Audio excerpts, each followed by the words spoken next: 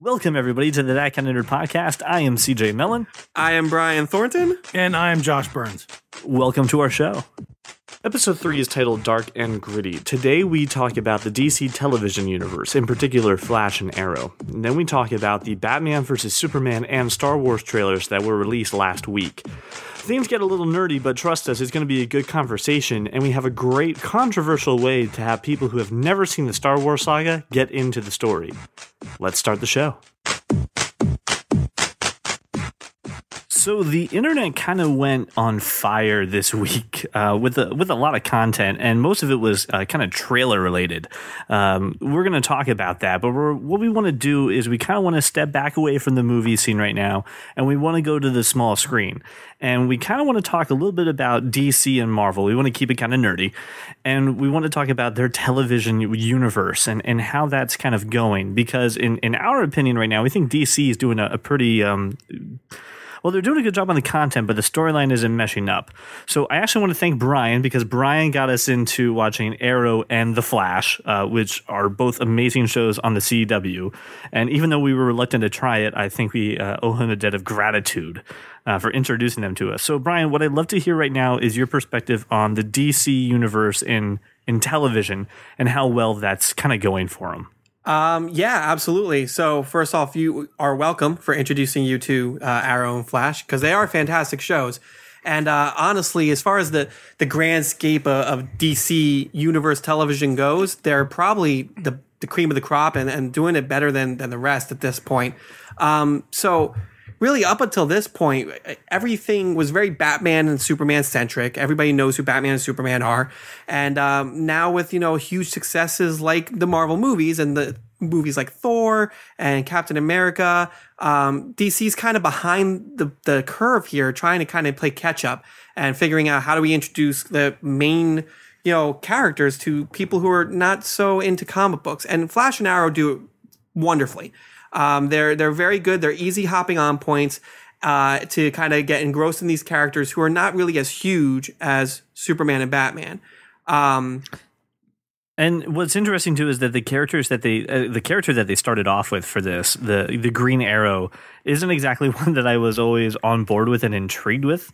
In the comics, he looks like a very dumb, outfitted Robin Hood, and doesn't look like it's someone I would invest my time in.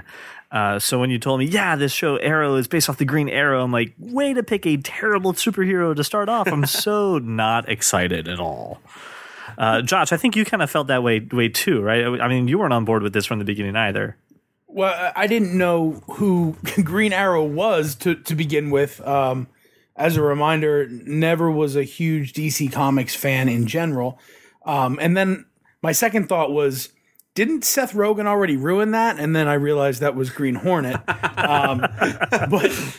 But I know that Christian, my son, watches Green Arrow and whatever DC cartoon stuff he watches. So it's already been in discussion. He told me I should watch it, even though he has no idea and he'll never watch the show. and I think the bold of the prejudice for it, because that's really what I had, and I know Josh had, was that the fact that it stemmed from the CW. The Moesha Network. Right. And when you look at their content, it's like Vampire Diaries and all these other shows are just it's so Raven. That's Disney Channel. That's so Raven High Whatever, School. dude. Whatever. It's all the same. But it was like, I'm not watching the CW. I'm not the network that brought me Vampire Diaries and relies on syndication of other hit network shows are not going to produce anything worthwhile. So I'll pass. And I feel we are entirely wrong and stupid, and maybe the rest of the CW broadcasting isn't good, but man, these two shows are fantastic. And what I like about them is that it kind of feels like the Batman Begins of television. This is not strictly to the comics, and Brian, I think you can test that too. This isn't a page for page, let's take the comic and put it on the screen kind of no appeal. Way. Go ahead, CJ. Well, no, I want to hear your perspective on that, because I think that's what some people were looking for, or that's what some people thought it would be. And should they be pleasantly surprised, or should they be annoyed that it's not holding to the source material? Honestly, as a fan, and I'm more of a Flash fan than I am a Green Arrow fan, honestly. But there, I understand there are certain things you can get away with in a comic book that you can't necessarily do for television or movies or for a mass audience. So I'm okay with some of the changes and some of the differences that you see there. But I mean, if you're a diehard Green Arrow fan, you just got to go into it knowing that it's not going to be exactly like the comic book. In fact, Green Arrow in the comic book is a lot older. He's a lot more kind of rough around the edges. And you're right. This is more of like a Batman Begins type of show. It's kind of darker. It's a little edgier than what Green Arrow fans would be used to. Is it gritty? It is gritty. No, I wouldn't say it's gritty. It's just a darker tone than what you would expect from that character. Sorry, I've read the words dark and gritty 937 times on the internet in the past 2 days. Yeah, everything's been dark and gritty. But what I think this is more grounded in reality. And I think the word that I would use for here is grounded. It seems like you could actually have this happen. Like this could just be something that's happening in Detroit, and we would have no real idea about it until you start reading about things happening there. Because that's kind of what the city's like. When you get there, it feels kind of like Detroit. Everything's rubble and things aren't looking out too good for anyone that's in the town. My apologies to anyone who lives in Detroit, by the way. Right? Yeah. I think the cool thing is that you have several stories happening simultaneously. The origin is happening at the same time as the real time story, which is cool to follow along with and not have it be this sequential thing, but also. This goes back to something we talked about on the last podcast, which was that mini stories within the story. And I think that to some degree, Arrow goes a little overboard. Almost, they nearly introduce a different villain in every episode. But at least you know more or less what you're getting then. And they sort of bring the villain in at the end of the previous episode for the next one. And that's kind of cool, too. And the other thing that kind of went along with this, and bring this back down to the last week, is too, this was a show that I had binge watched after Brian told me I needed to do it. And this kind of lends itself to that because you're a little behind right now, if you've never watched these shows, it's a perfect show to just dive into and just go ahead, put it on the Netflix queue and go. Yep. And really go for it. Now, I want to comment on something because this is part of the storytelling that Arrow uses, which is a little different than The Flash, and we're going to get to The Flash in just a minute. But Arrow relies on present-day happenings and flashbacks. And it's this consistent back and forth between it. And in the first 2 seasons, it's a fantastic mechanism. It really lets you know why someone is doing what they're doing. It's explaining things that you were confused about last week. And it doesn't feel like lazy writing. It's a great mechanism to show you this character. The current seasons right now, this is becoming a bit of a burden for me and my wife. When we watch this, we're like, I get it. Enough. Can we please focus on the present day? I know who this character is. I know why he's doing what he's doing. You're rehashing something. Have you guys found that to be a trend with this? That's the only the only down thing I have to say about it. I think I'm on episode 8 of season 3, and didn't you just start watching this show? Yeah. But I travel a lot, and I spend a lot of nights every week in a hotel, and I got time. And I don't really sleep ever. I'm Batman, actually. So this season, there's this whole, I don't want to spoil it, but there's this whole other story where I wasn't always here. I was sometimes here. I think you're taking some liberties. Right. And that's the thing and I'm sorry, Brian, I'll get right to you. I'm going to let you finish. But it does. So you agree with me. Is that what I'm getting? Yeah.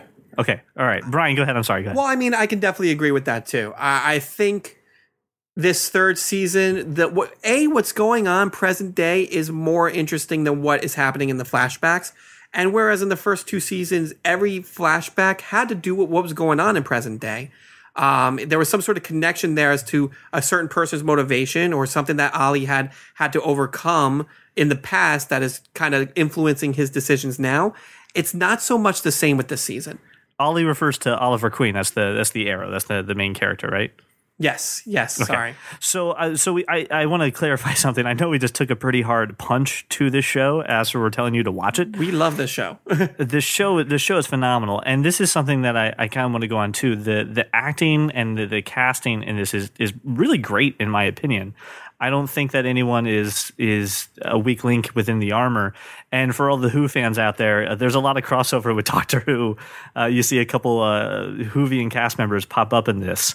So my thing is this, and Brian, you've read the comics, and is this something that I should? I'm going to ask you the same question again. Is this something I need to read the comic in order to watch, or can I be like Josh and just jump into this? No, you don't have to read the comic. You don't have to know spit about Oliver Queen or Arrow or even Barry Allen and Flash. As I kind of mentioned before, this is a great introduction to those characters. These characters in general, I feel, lend so much better to a television show than they do to do a big budget movie, so that you can go into this backstory, and their villains in general are not huge screen worthy necessarily. That they're perfectly fine for a 45-minute episode, or even like a 2 or 3 episode story arc, and then we're good.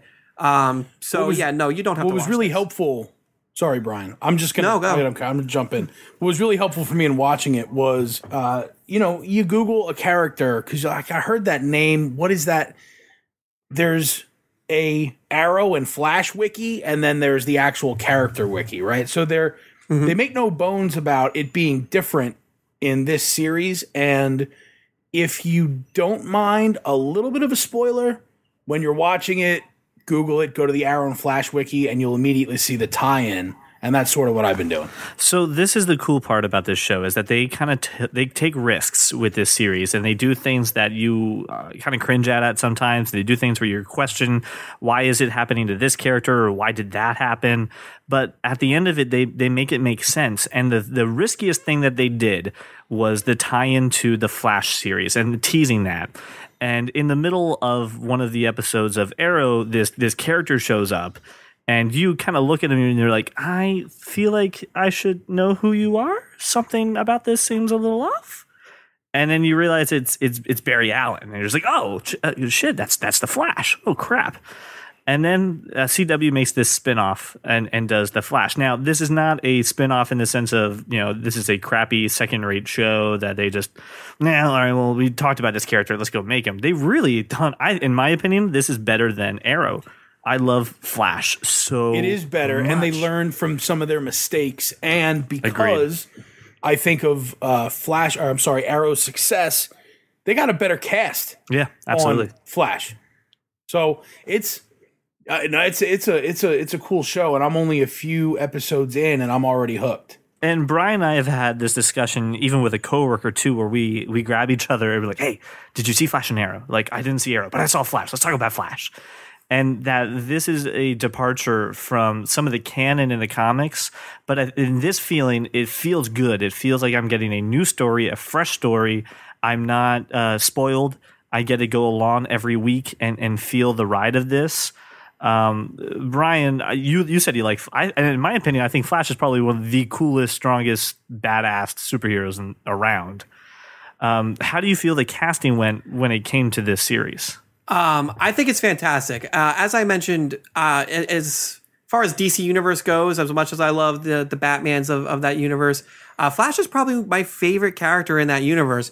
And so when we were doing this show, I was really kind of worried about how they were going to portray him and how they were going to cast him. The cast is spot on. The cast just in general is very well thought out, very well acted. And they're doing some things with certain characters and certain stories that they're combining things from the comic book universe that as a fan, I'm like, oh, that's really cool how they're kind of approaching that. But, and it's new and it's fresh. So it's not like I, hate it or anything. It's kind of catching me off guard here and there, which is something that is really cool to see. And Grant Gustin as Barry Allen just portrays him perfectly. Barry Allen in the comic book has always been the very positive guy. He's always the guy who's just like, hey, let's go catch the bad guys, thumbs up type of guy. And he really portrays that so well. So I'm extremely happy with this entire show. And I love the work that Tim Cavanaugh is doing as Dr. Wells. I think that's such an interesting character, and he's such a great mentor, and he's a smart guy, and everything about him is intriguing.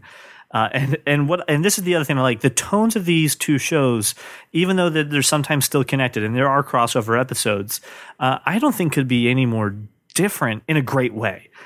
Arrow has always taken itself very seriously. And it relies on moments of brevity just so you can breathe, because it dark and gritty, and it gets so tense and grounded and gritty that you need a couple moments to laugh.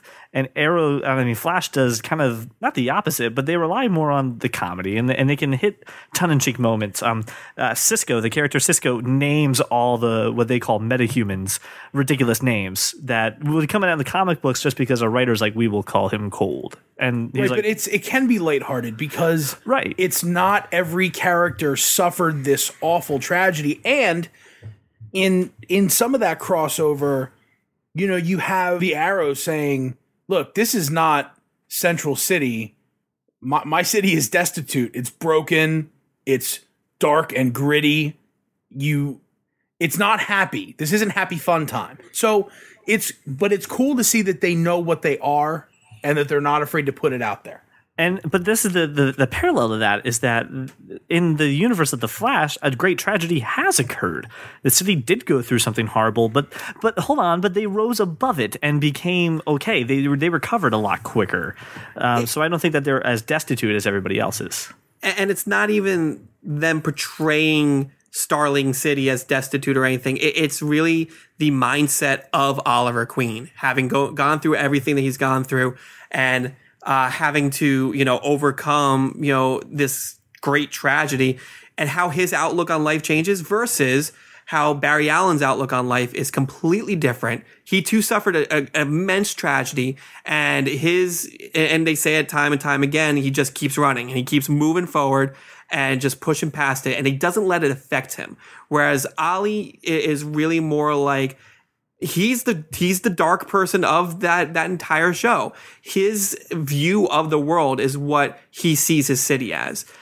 So it's when they're both on screen together, you see that difference in those 2 or 3 crossover episodes that happen, and it's really cool to watch. So I hope our listeners are really gathering the impression that we're trying to impress upon you, that these television shows are not only tied together in a beautiful way, but they're written wonderfully. They do a great job of explaining what's going on, and they make sure that everything goes good. So when we look at the CW handling this seems better than what they're doing in their movie universe, in my opinion.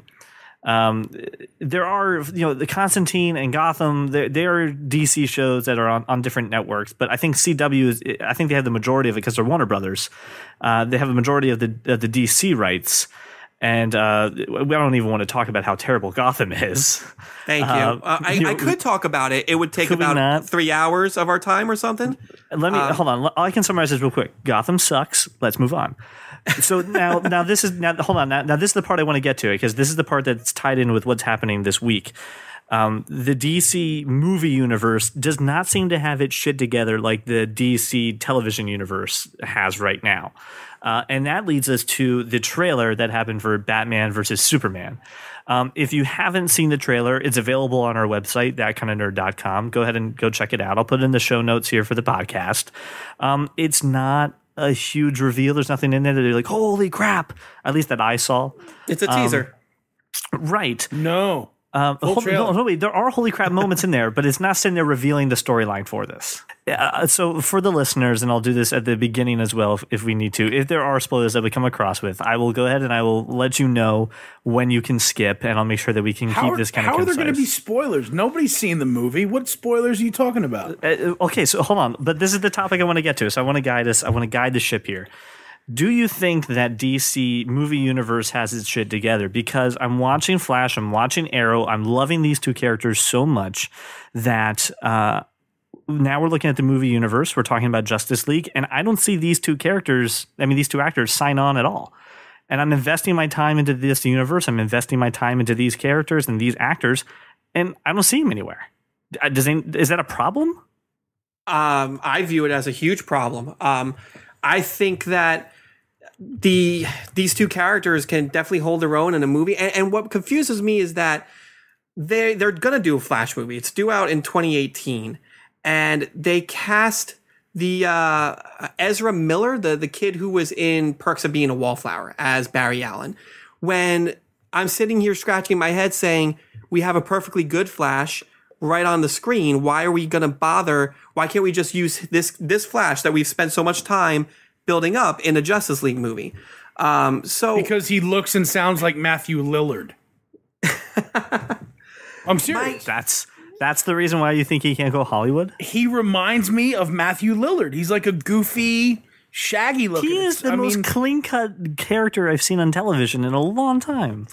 No. Shaggy, the Scooby-Doo character. Shaggy, Matthew Lillard. Ruh-roh. Right? So, but look, we talked about this before, and I can't remember if it was on a podcast or not.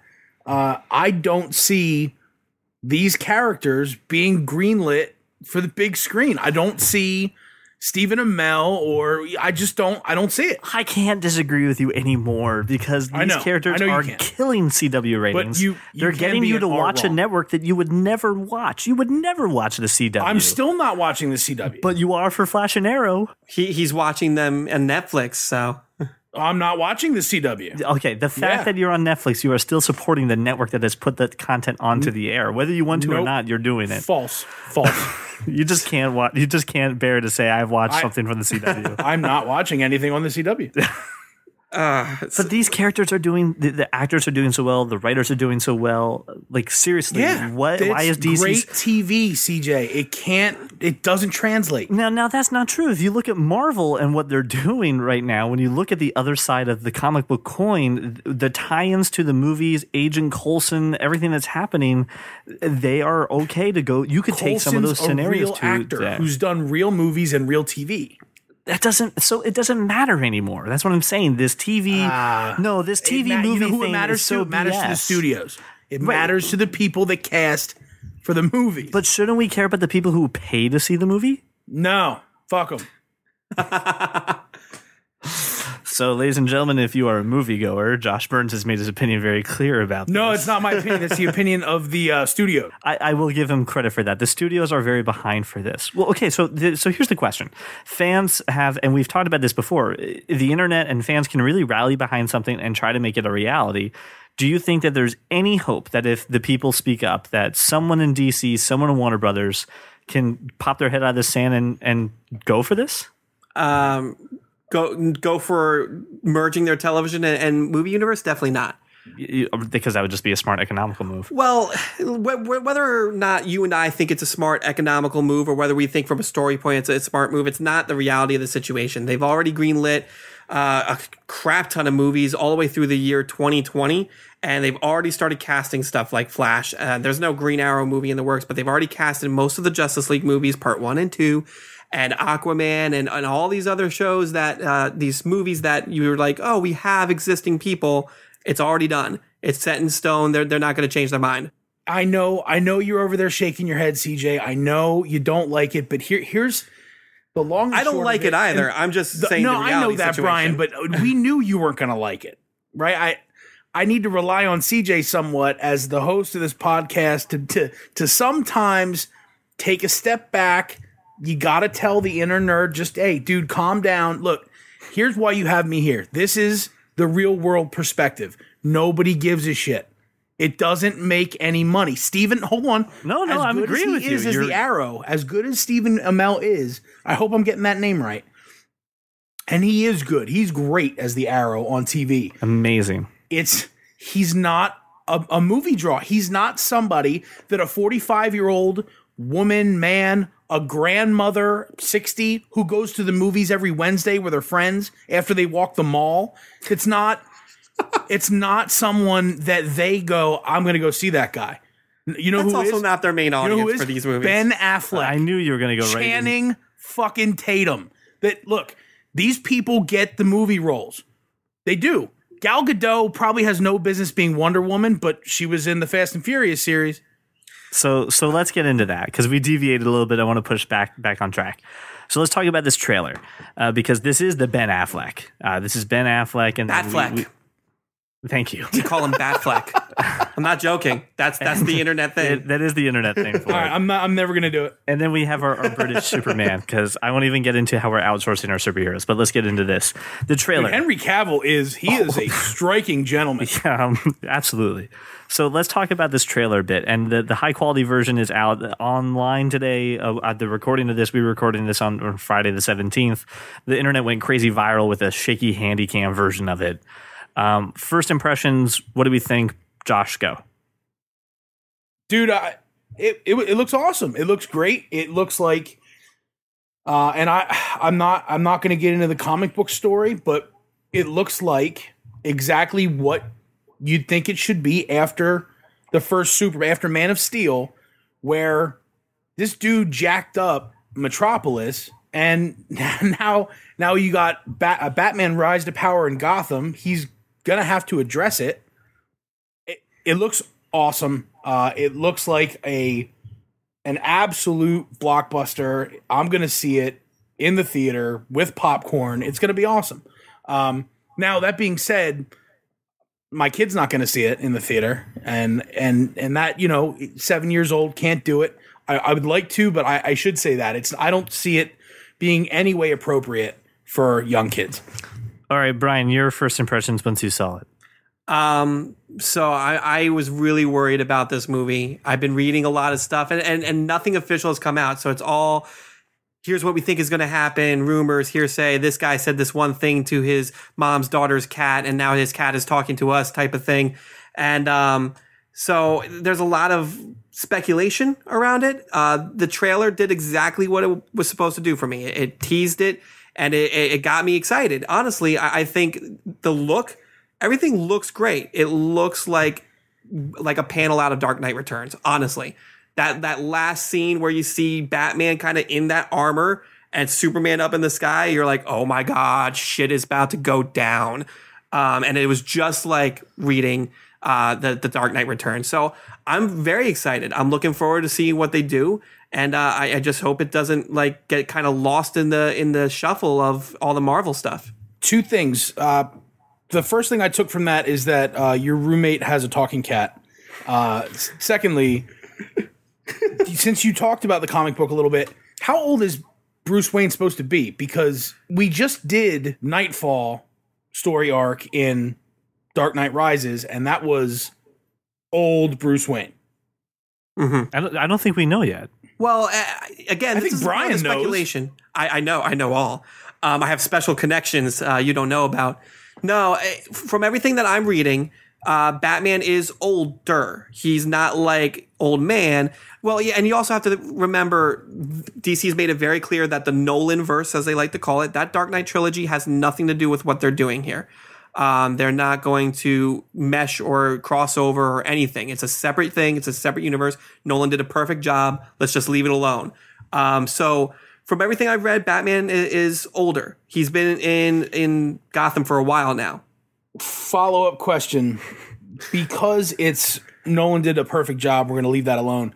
Is that have different writers and artists already done that with Batman? Done what with Batman? Just restarted the story in different places. From a comic book perspective, I don't know, and now I'm seeking to understand from my own perspective.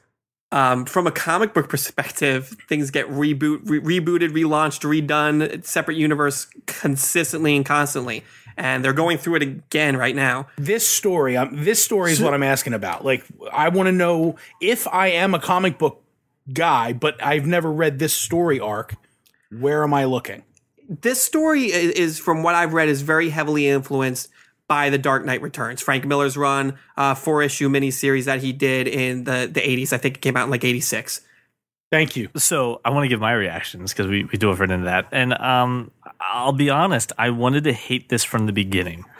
Zack Snyder has a weird place in my nerdy heart where I love and hate him for certain things. And when I read this and when I saw this and when the trailer came out, admittedly I'm excited because it does look fantastic. And it's stylistically a Zack Snyder movie. I mean, there's no doubt about it that it's his influence in there. It just has that tone. It's almost like watching a Tim Burton movie.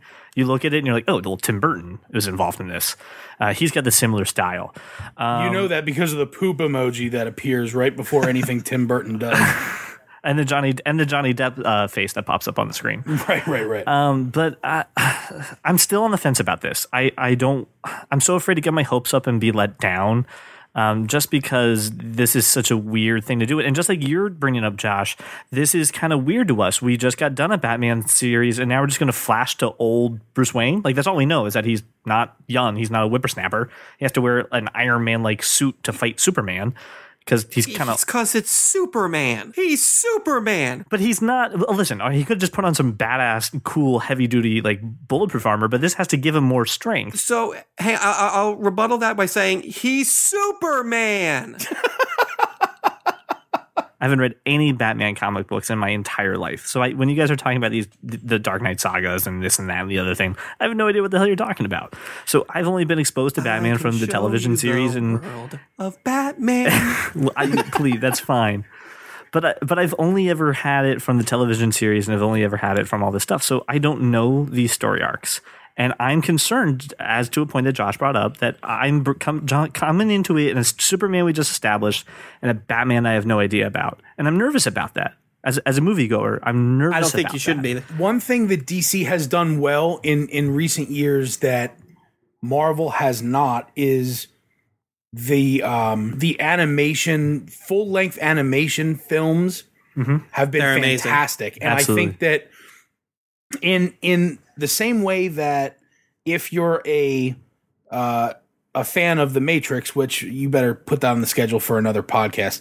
If you're a fan of The Matrix, the Animatrix was a huge link, right? Mm-hmm. And I think DC has done that good a job with the animated full-length features. But no one who's interested in, not no one, the main moviegoing audience, as we said, who will not go ahead and let us do Flash and Arrow the way we want them to, will not go ahead and watch these movies and these shorts in order to do that. They won't need to. They won't need to. Batman and Superman are the most storied superheroes we have. So here's the thing. I just want someone to comfort me in one fact, and then we can go on a tangent.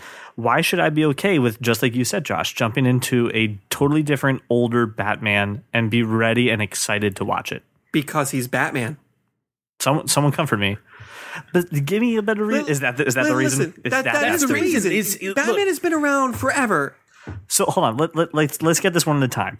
I'm going to give you two examples why people will go pay to see this movie. Batfleck, Val Kilmer, and George Clooney. People went to see those movies. He's the most recognizable superhero. He's almost as recognizable, if not more so, than Superman. Everybody knows his story. I could throw a rock, find some random person, and say, "Hey, what do you know about Batman?" And be like, he can at least tell me the origin story. You don't need to know anything else. He could swing one of his cats. He could swing one of his cats and hit. And my cat will start talking to them about Batman, and then it'll be like a little tea party, like a Tim Burton film. So here's my concern, and this is it. And I guess this is kind of the root of it. How much time am I going to get while you were away, this is what Batman's been doing, and while you're away, this is what Superman's been doing, and then we have to find the reason for them to collide. How long is that going to be in the movie? Yeah, I foresee maybe 20 minutes of backstory, honestly, and that's all you're going to need. Will the general audience and people who are listening to this podcast who got lost with us, will they be able to tag along and just go into it? So, because here's the thing. Again, it's not about what do you know about these characters, because everybody knows about these characters. We just saw Man of Steel. We know what happened with Superman. There's no while you were away. Metropolis is screwed up, and it's thanks to Superman. So he's going to have to deal with that. And everything I've read is that the reaction and whatever reasoning Batman and Superman have to clash is probably going to be due to this. And Batman has been around in Gotham for a while, and we all know he's doing what Batman does best. He's jumping off of buildings, kicking ass, and taking names. That's it. So then, let me ask you the next question. Let's throw out everything you've read. Impossible. Let's just presume it's that ingrained it's in my false. DNA. I know you're good. Just do me a favor. Press Control X, put it on your clipboard, and just let it chill there for a minute. It's off your desktop, okay? I want you to just tell me from the trailer what you are expecting. Just based off of that, knowing nothing else, what are you expecting? A fight. A fight. I mean, seriously, let's put it this way. Just based off the trailer, your first, and it was what, a minute trailer maybe? And the first 30 seconds is monopolized with people demonizing Superman over what happened with Metropolis. And you hear Jesse Eisenberg as Lex Luthor say, we don't realize that devils don't come from under our feet. They come from the sky. And you're going to witness this intense outcry for some sort of justice. Something needs to happen. Superman needs to pay for what he did. He destroyed half of a major city. And you're going to see a fight. It's going to start out. In this case, go ahead. In this case, Batman is both the hero they need and the one they deserve right now. So is Batman policing Metropolis and saying, I need to go take Superman to justice? I think it's largely, I think there's going to take place, some of it is going to take place in Metropolis, but I think a large part of it is going to be in Gotham. I think Superman's, I don't know what, because every scene in that trailer looks like it's in Gotham already. And I think Superman's going to be in there for some reason. And Batman's going to be like, I saw what you did in Metropolis, not in my town. Get out.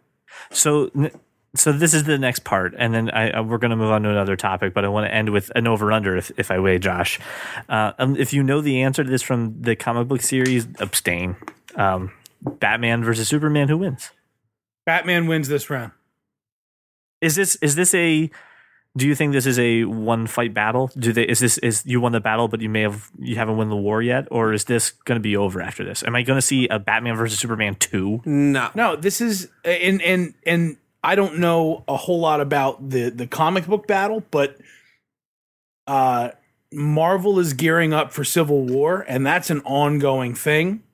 So DC has to do the same thing, regardless of whether it is canon as far as the comics are concerned. It's going to have to be multiple battles. So real quick, Josh, your answer: Batman or Superman? Who wins in this movie or overall?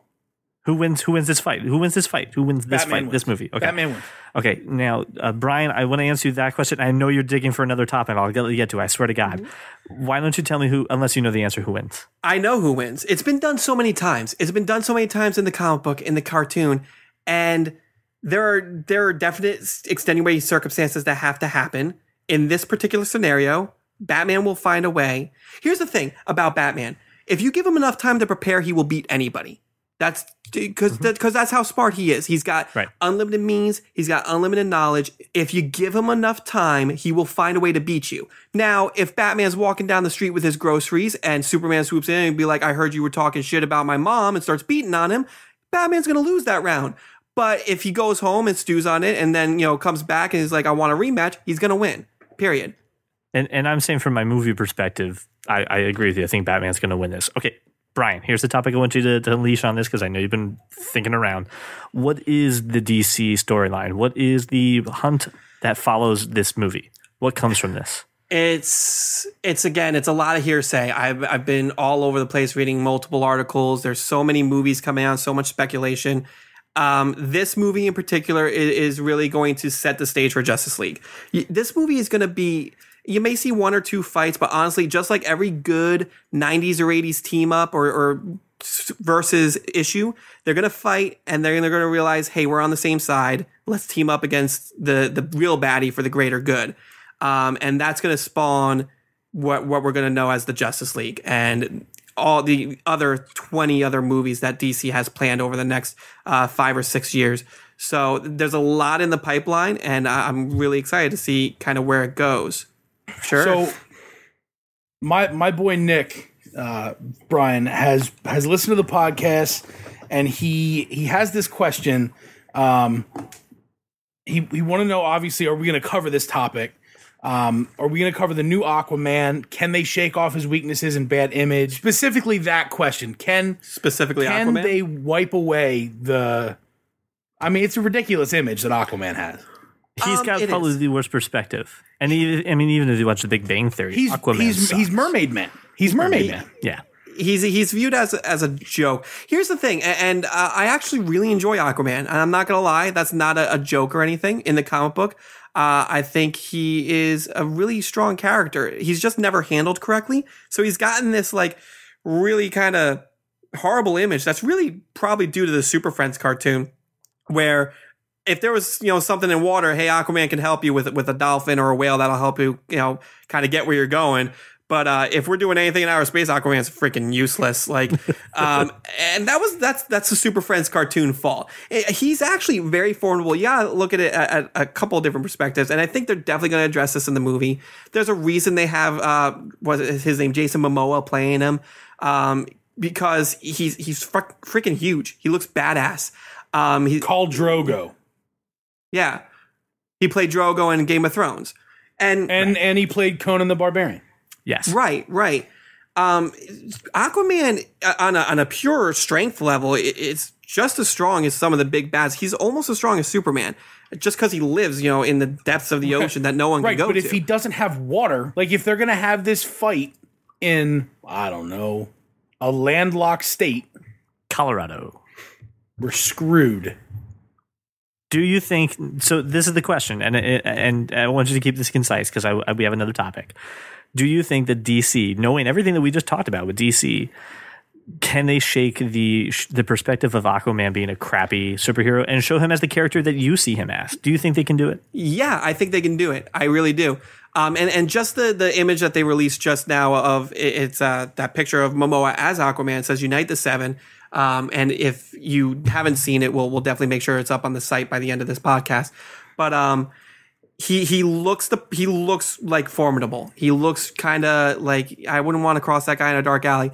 And I think that the movie and in the Justice League in general, he's definitely going to be a big contributor. And people are going to kind of see him in a different light after this. I definitely think we're going to see a different Aquaman going forward. So thank you, Nick, for asking that question. I hope he answered it to your satisfaction. And we're going to go over again at the end of the show how you can get us questions so that we can address them here on the show. So let's go to the final thing, and the thing that probably got us probably the most nerd excited ever. It was so exciting that Brian and I stepped outside from work. We were supposed to be working. And we went outside and we watched the trailer to Star Wars. It was the second trailer that's been released. In my opinion, it's the one that's probably given me the most hope in what's happening right now, because I saw zero lens flare coming from it, which made me super excited. So, gosh, what are you feeling after you see something like this? This has been a movie that's been in the making, in the talks for years now. And now we finally have some extra footage that we haven't had before. What do you think? Of course it's going to be great, but this is just going to set up the next two. So you're not feeling that this is a renewed thing that we're going to be able to just go. You feel this is a setup movie. This is look, George Lucas, above all, is a giant money machine. What was Lucas's involvement with this, though? I didn't think it was as heavy because he sold these rights to Disney. He still has creative licenses over it. It is his characters. I know he gets the input, but I mean, this doesn't seem like a Lucas movie. He's got to be making some money from it. Yeah, I know, but so here's the problem. And when we talk about the prequels, what a heavy CGI intensive. Well, maybe we should explore this from a different angle. Now, go ahead. Yes, please. Okay, so if not George Lucas, you know what? You're right. Disney isn't known for just making sequel upon sequel upon sequel. Right. No. They absolutely are. That's what they do. Aladdin 2 and 3, movies. Beauty and the Beast 2, 4 and 5. Okay, hold on. You're naming those direct to DVD ones. It still counts. Doesn't matter. They're still sequels. They're movies. So they are indeed movies. In the history of Star Wars, the movies come in threes. Right. So do you feel that Disney is not going to give it this reverence? Do you think that they don't realize how important this is, that this is make and break for the Star Wars? Of course it's important, but it's only going to give us a bit. Like, the movie's going to be awesome, right? And then, just like A New Hope, at the very end, that's when they're going to leave you with the big deal, what's coming next. So, are you guarded? So let me ask you the question. Do you feel that you've been burned before and you're guarded coming into this trailer and you're trying to protect yourself? I am a bit guarded. Of course the trailer was amazing. It's set up to be that way, but there are so many different stories in the expanded Star Wars universe, so many different directions they could go, and there's no way that anybody can accurately predict which way it's going to go. So the trailer was very cool, but you know what other trailer was awesome? The Phantom Menace trailer. You're saying don't put your stock in the trailer. We have to wait till we actually see Misa something. thinking you should probably wait. Okay, Brian, I was with you when we watched this trailer, and I can tell by the look on your face when we were watching it, you didn't feel that way initially, but I'm now thinking you're a little jaded too. I'm not jaded at all, actually, because here's the thing. I was burned by Phantom Menace and whatnot, but I mean, Phantom Menace came out in 97, so I was 13. I didn't know much better. And no, you're way more naive now than you were then. I know, right? I mean, we look back at those now and we're like, oh God, that was awful. At the time, I enjoyed it. But here's the thing. Regardless, I do agree with Josh. It's a setup movie. It's gonna be leading into something bigger, and that's okay with me because guess what? J.J. Abrams has done no wrong as far as I'm concerned. He's amazing. He's amazing. So regardless of how Disney decides to treat this, J.J. Abrams is behind the helm, and it's gonna be fantastic. I'm on the record saying I think this is gonna be an amazing film, but I'm also on the record saying don't expect to get the big picture yet. Expect what was bigger than the Death Star? The second one. So just and at the end of it, maybe we get an Ewok. What was nice, what was really cool was Harrison Ford and Chewbacca. Yeah, I was gonna say, when I watched it, I'm getting very excited. I'm loving the story. And I'll say from a filming perspective, what really kind of took me out of the prequels was the heavy amount of CGI. And it's been a Lucas problem, in my opinion. They redid E.T. to put walkie-talkies in people's hands and CGI things that were unnecessary. Han shot first. And Abrams seems to come with a much more practical effects. Right, exactly. Han did shoot first. But J.J. Abrams is coming out with a more practical effects feel. Everything seems to be rooted in, let's build a set, let's do this, let's make explosions happen. Everything seems to be pretty good. And I got very excited about this. And Josh, I think I would let my guard down too much. And if Disney hits me harder because I'm coming with such high expectations, I'll be okay with that. But I agree that this is going to be an amazing film. We've posted the trailer on our website as well, so you can check out both of these so you can see them. Now, this kind of brings me to a point that I kind of want to share. And Josh, you've mentioned several times that you have kids, and I have a daughter. And Brian, I know when you have kids, you're going to want some nerdy things to be happening in their life. No, not at all. No way, right? That would be weird. You're going to totally raise them to be anti-comic book. Yeah, no, they're gonna love cars and football and mitten stuff. So I want to raise a topic here, and that is before these prequels were official and before they were real, it came down to what is the best way to watch Star Wars. And for the people that are coming into the prequel knowing nothing, how do we do this? What are we going to do so that way we can get the best experience at this? So there are a couple people out there, believe it or not, who have not watched Star Wars. And I want to offer an opinion that came actually from CNET. They did a top 5 video that they do a lot. And they kind of recommended an order. And I want to play it for you. So check this out. Machete Order. Conceived by Rod Hilton and named after his blog, Machete Order takes the flashback order and does something magical. It goes 4, 5, 2, 3, 6, and it treats episode 1 like the forgettable, unnecessary bastard that it is. All of the most flinch-inducing parts of the prequels are gone. No Jar Jar, no pod races, no Darth Vader in diapers, no trade disputes, no midi-chlorians. It's actually astounding how little episode 1 matters to the rest of the story. Everything you need to know about episode 1 is summed up in the opening scroll of episode 2. In fact, booting out episode 1 makes episodes 2 and 3 better. The Padme romance seems age-appropriate, and Anakin seems like a jerk from the get-go. It also makes Return of the Jedi better because you jump from Anakin's fall to the dark side straight to Luke's parallel story of temptation, ending in redemption this time. I know it sounds sacrilegious, mixing the trilogies up, but give it a shot. Okay, so the Machete Order, 4, 5, 2, 3, and 6. And he brings up some good points. And my favorite one is I don't have to deal with midichlorians anymore. I can feel good about myself. And I don't have Jar Jar Binks. Yay. What do you think about that? It's a big part of the story. The midichlorians is a huge part of the story. And I don't care if you don't know much about the Star Wars universe. To hear that this child, and here's the other thing that it does that I'm going to say is no good. It gets rid of Qui-Gon Jinn, and that's a no-go for me. That's an absolute no-go. No-go for me. As much as I hate Jar Jar, I parallel opposite love Qui-Gon. Right. So here's the thing. Qui-Gon finds a child who has a rating of the Force, who possesses more of the Force or as much of the Force as Master Yoda. That's the story. If you don't hear that, you never know that about Anakin. They don't mention it at all in any of the other movies? Not ever again. No. Okay.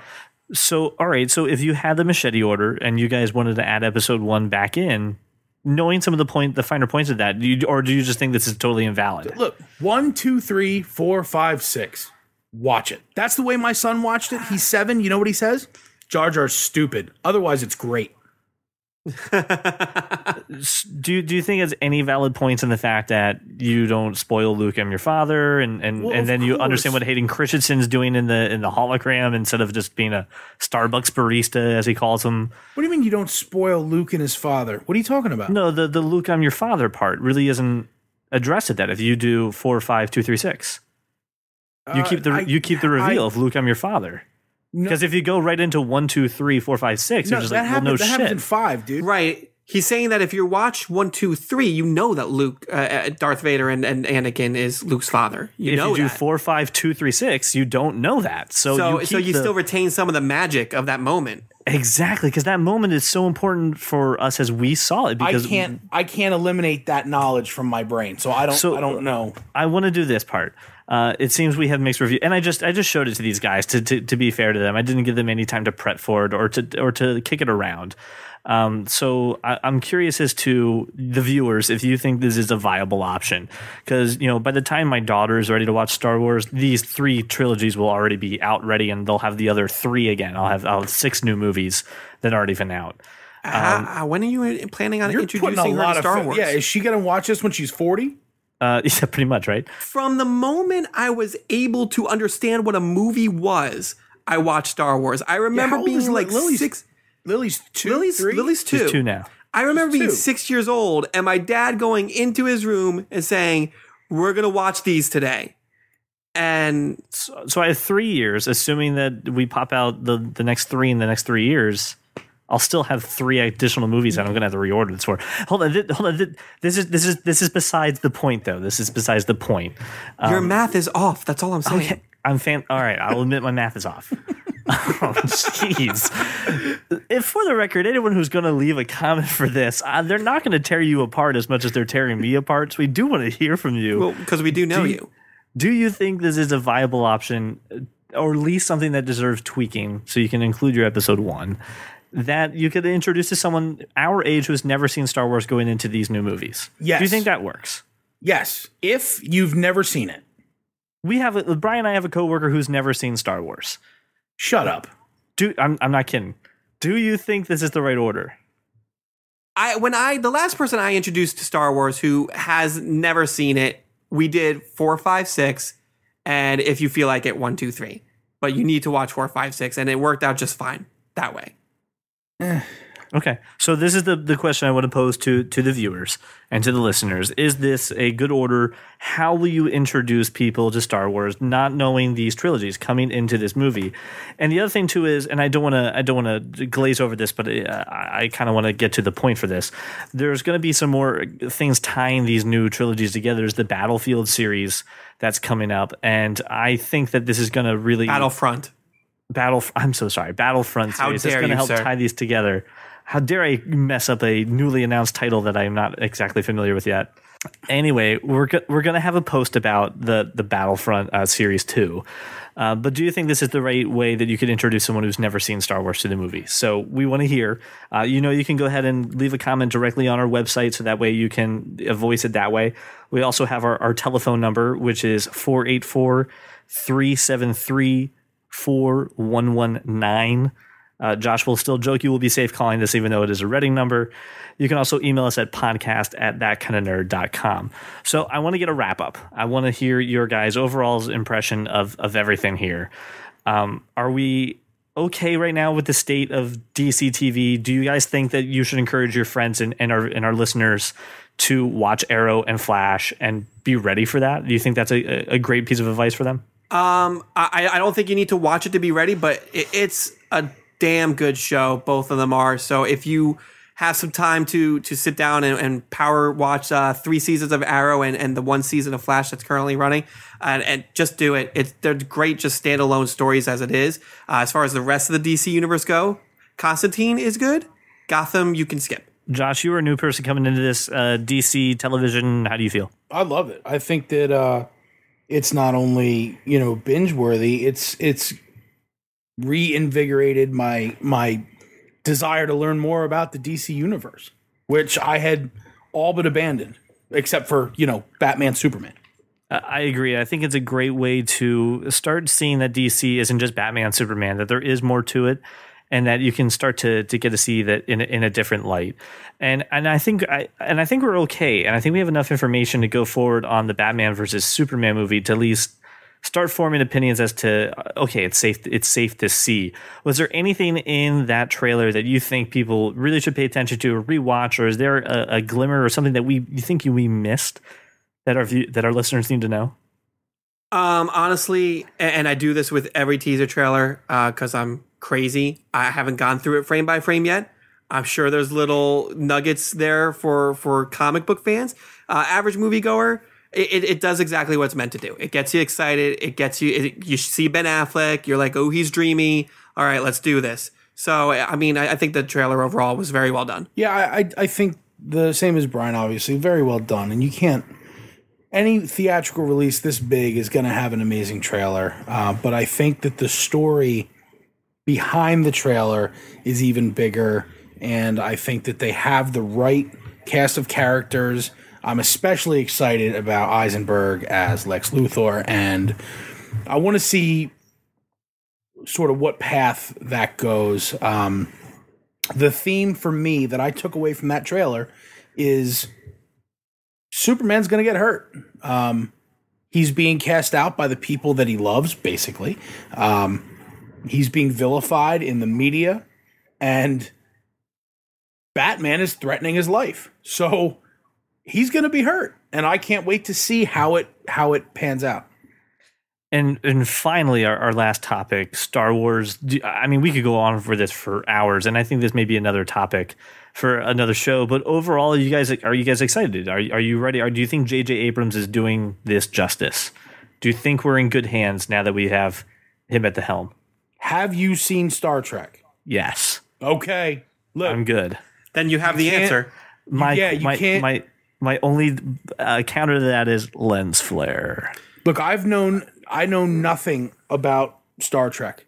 Nothing about it. But I saw the first one, couldn't wait for the second one, and from that point on, really anything J.J. Abrams does, I'm going to watch. And Star Wars is a huge franchise with a cult following, and they're exploring the story that has been rumored and done a million different ways, and they're going to put an official voice to it, which is cool. Brian, I know you have a lot of things, but do you have anything else that you think viewers should know going into this Star Wars trailer? No. Again, I think this trailer does such a good job because every Star Wars fan in the world was waiting. I just want to see Han. I want to see Luke. I want to see somebody that I know from the original trilogy. And you get that. And it's brief, but it's awesome. And you get that same feeling just a little bit like when you watch Star Wars for the first time. And so it did exactly what it was meant to do. I will be there Christmas Day after eating dinner, Christmas dinner. I will be at the theater Christmas Day seeing that movie. And that's the thing. I know we didn't talk about it a whole lot, but you've seen Harrison Ford and Chewbacca show up, got me giddy, and I felt so excited. So I'm super pumped for it. So again, here's what we kind of want to hear. We want to hear your opinions on any topic you think we should have covered. We want to hear about your thoughts on DC. We want to hear about Flash and Arrow, and of course, we want to hear about Batman versus Superman and Star Wars. Kick around that machete order. See if you think that's a good way to introduce somebody to the series. Again, our phone number is 484-373-4969. 4119. If you leave a message we think is great, we'll go ahead, we'll play it on the show. If you get us really riled up about something, you think you have such a great topic, we may even have you on the show and invite you live to it. Also, email any questions, comments at podcast@thatkindofnerd.com. Check out our website. We're going to be posting articles about the topics that we've talked about today. Thank you, Josh. Thank you, Brian, for coming on and sharing your opinions, and Josh for keeping us level-headed and grounded, and dark and gritty. Ladies and gentlemen, this is That Kind of Nerd Podcast. Thank you so much for listening. Thank you for listening to the That Kind of Nerd Podcast. We want to thank everyone for their support, and it means so much to us that you'll listen to our show. But we still need some help. So on our website, thatkindofnerd.com, we have a link to a GoFundMe campaign that will help us buy more equipment and necessary software to make the podcast. Whether you donate $100 or $1, we appreciate everything that you do, and we'll give you a shout out on the website and at the beginning of the podcast. So go to thatkindofnerd.com, look for our link for our GoFundMe, and help the show keep going.